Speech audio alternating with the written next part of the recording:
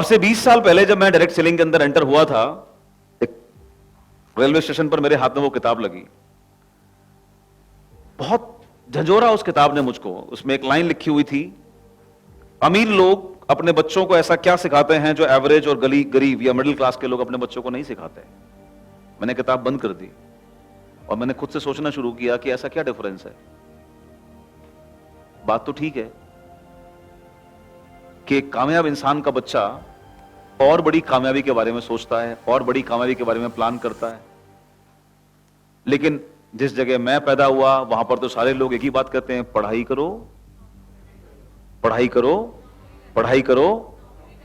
तो ये क्या डिफरेंस होगा। कुछ पेजेस पलटे और मुझे इसमें बहुत कमाल की कुछ लाइनें मिली। उसमें बड़ा स्पेसिफिक लिखा हुआ था कि जब एक एवरेज मिडिल क्लास फैमिली का बच्चा किसी कॉलेज के अंदर एमबीए करने के लिए जाता है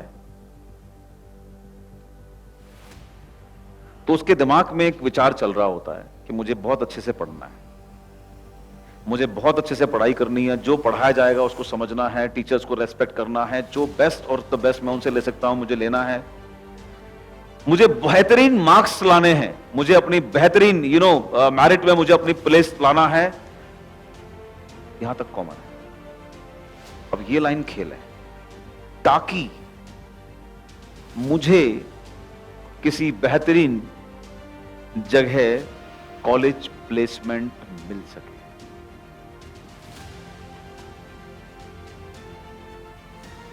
यानी कि सब कुछ जो कर रहा है उसके पीछे जो विश्वास है, जो विचार है, वो विचार क्या कह रहा है कि अच्छे मार्क्स लाना है। क्यों?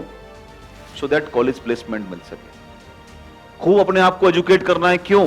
ताकि एक बेहतरीन नौकरी मुझे आसानी से मिल सके। और उसी क्लास में, उसी कॉलेज के अंदर एक और बच्चा है जो एक बहुत बड़े बिजनेस घराने से आया है और उसके मन में भी यही विचार चल रहा है कि मुझे बेहतरीन तरीके से खुद को एजुकेट करना है, मुझे जो सिखाया जाएगा वो अच्छे से सीखना है, मुझे एग्जाम में बेहतरीन नंबर से पास होना है ताकि यहां से वापस जाने के बाद मैं अपने फादर की एक फैक्ट्री को 2 और 3 में मल्टीप्लाई कर सकूं।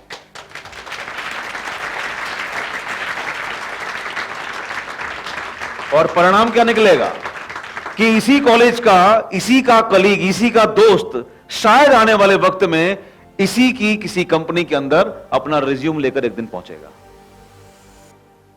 कॉलेज डिफर था, टीचर डिफर था, सिलेबस डिफर था तो क्या था।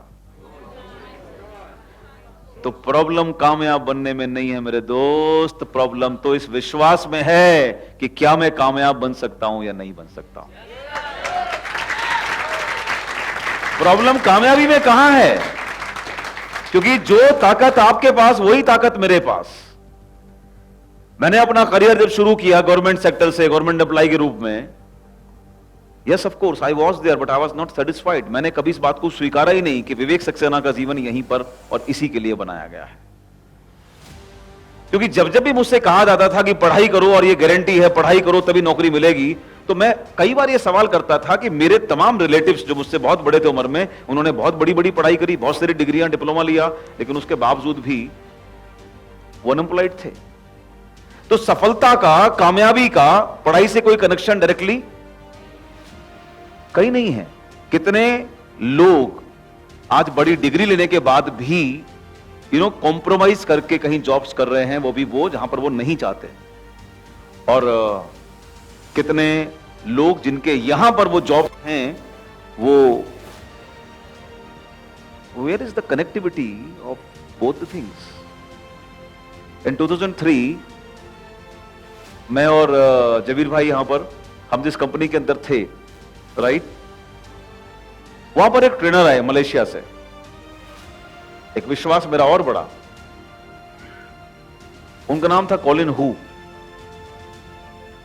और जब उन्होंने अपना इंट्रो किया पहली बार, वो इंट्रो सफल इंट्रो था क्योंकि वो एक ट्रेनर के रूप में हायर किए गए थे। शायद उनका पैकेज सन 2003 में 1 या 1.5 करोड़ के आसपास का था एनुअली। एंड उसके अलावा बाकी सारे खर्चे वो कंपनी को ही उठाने थे।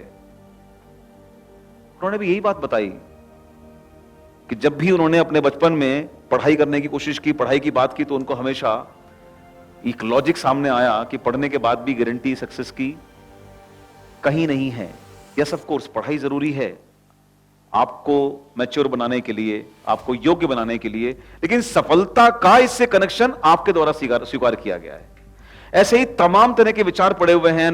He was just 10th fail और 10th पास कि अगर मेरा बच्चा पढ़ा नहीं पाएगा तो वो एक दिन उसको ठेला लगाना पड़ेगा या ऐसे ही काम करना पड़ेगा। ऐसे डायलॉग हमने सुने। अनगिनत धारणाएं, अनगिनत विश्वास हमारे अंदर प्लांट किए गए हैं। प्रॉब्लम ये नहीं है कि दुनिया क्या बोल रही है, अगेन प्रॉब्लम ये है कि वो तब आपके लिए काम करेंगे जब आपके द्वारा उनको स्वीकार कर लिया जाएगा। आपके ब्रेन की एक खूबी और भी है कि यहां पर अगर आप अवेयर होते हैं तो बदलाव किया जा सकता है, because nothing is fixed, nothing is concrete.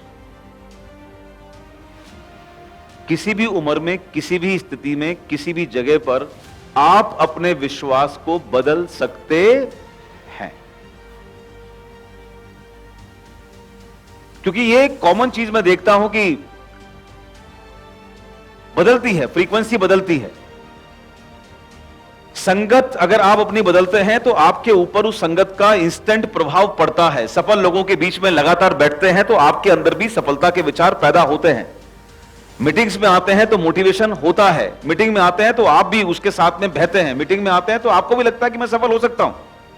लेकिन सवाल यह है कि मीटिंग के बाहर जाने के बाद भी अगर आपके अंदर यही थॉट कॉन्स्टेंटली चलता रहेगा तभी आपके लिए काम करेगा।